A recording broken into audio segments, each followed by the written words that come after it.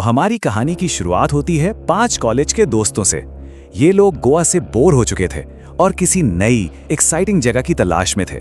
और जब मयूर ने दुमास बीच का नाम लिया तो ये बस एक ट्रिप का प्लान नहीं था, ये एक लेजेंड को, एक किंवदंती को खुली चुनौती देने जैसा था।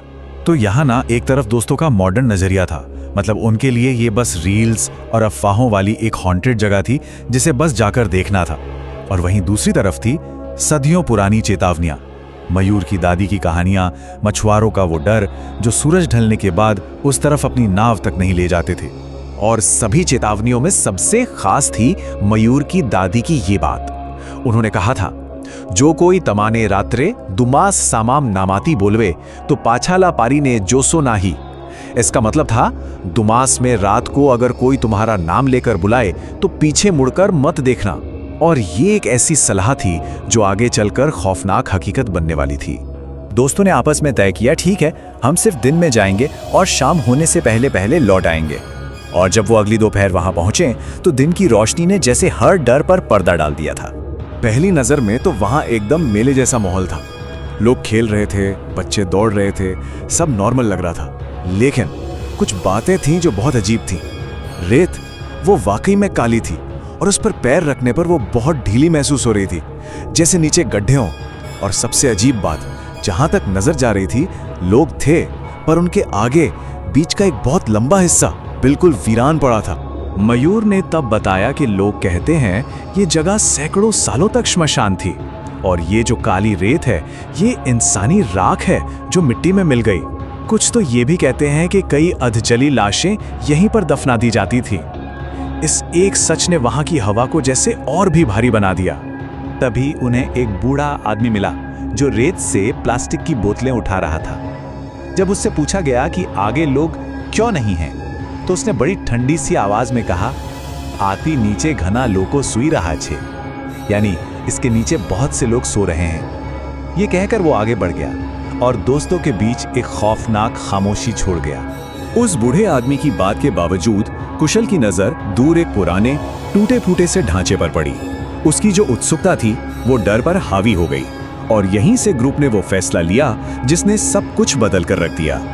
हुआ ये कि कुशल और मयूर उस वीरान हिस्से में बने ढांचे की तरफ बढ़ गए। लेकिन रिया, आरव और नील उनका दिल नहीं माना। रिया ने तो साफ कह दिया कि वो एक कदम भी आगे नहीं जाएगी और बाकी दोनों भी उसके साथ ही रुक गए। अब दोस्त दो गुटों में बंट चुके थे, एक तरफ डर, दूसरी तरफ एडवेंचर। जब कुशल और मयूर उस ढांचे के पास पहुंचे तो उन्होंने एक पुरानी जंग लगी नेम प्लेट देखी। उस पर साफ साफ लिखा था, दुमास बीच शमशान भूमि अधिकृत क्षेत्र। ये कोई अफवाह नहीं थी, ये उस जगह की सरकारी पहचान थी। वो वाकई में एक शमशान घाट में खड़े थे।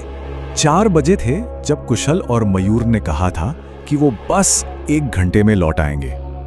लेकिन जब शाम के 6 बजे सूरज डूबा और बीच से एक एक करके सारे लोग जाने लगे, तब भी वो नहीं लौटे। बाहर इंतजार कर रहे दोस्तों की बेचैनी बढ़ती जा रही थी, पर रिया ने उन्हें अंधेरे में अंदर जाने से सख्ती से रोक दिया। उधर शमशान घाट के पास मयूर और कुशल को पानी में खेलते हुए वक्त का एहसास ही नहीं हुआ। जब वो बाहर निकले तो आसमान का रंग बदल चुका था और उन्हें एहसास हुआ कि वो रास्ता भटक गए हैं। और अब उनका खौफनाक सफर शुरू हुआ। पहले तो वो रास्ता भटके, ऐसा लगा जैसे वो गोल गोल एक ही जगह घूम रहे हैं।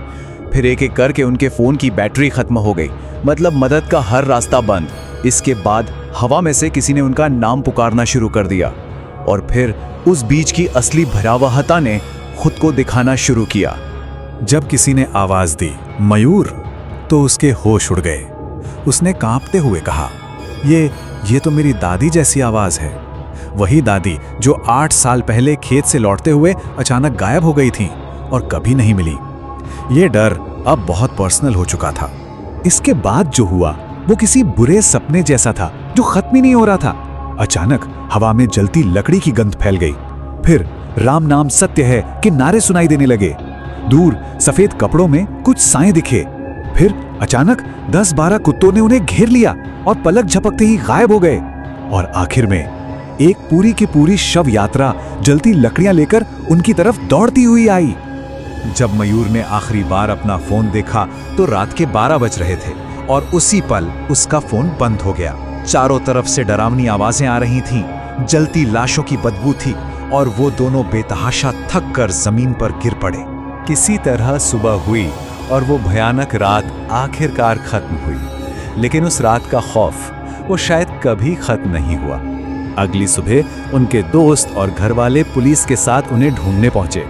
मयूर और कुशल पानी के किनारे बेहोश मिले। उनके कपड़े गीले थे, पूरे शरीर पर रेत चिपकी हुई थी और दोनों को तेज बुखार था। कुछ दिनों में उनका बुखार तो उतर गया, लेकिन जहन पर लगे जख्म कभी नहीं भरे। बताते हैं कि आज भी मयूर नींद में जलती लकड़ी की बदबू से डरकर चिल्ला उठता है। वो उस रात से कभी पूरी तरह बाहर आ ही नहीं पाए। मयूर और कुशल तो मिल गए, लेकिन ये कहानी एक सवाल छोड़ जाती है कि उन लोगों का क्या होता है जो दुमास के अंधेरे में खो जाते हैं और फिर कभी नहीं मिलते, ठीक वैसे ही जैसे मयूर की दादी।